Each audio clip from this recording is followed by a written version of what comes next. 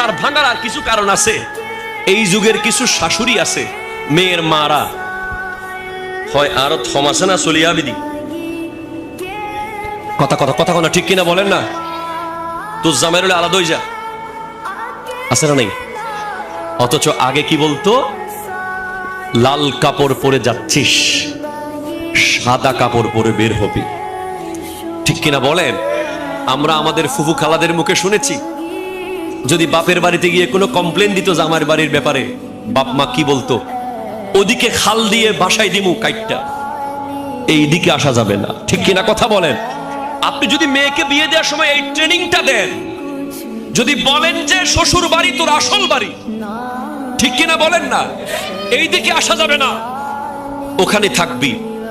অনেক বেশি অন্যায় হলে সেটা সবাই দেখবে, কিন্তু একটুতে কিছু হইলেই আমার বাপ অমুক কইয়া যদি লাফ মারে, তাহলে সংসার টিকানো সম্ভব নয়।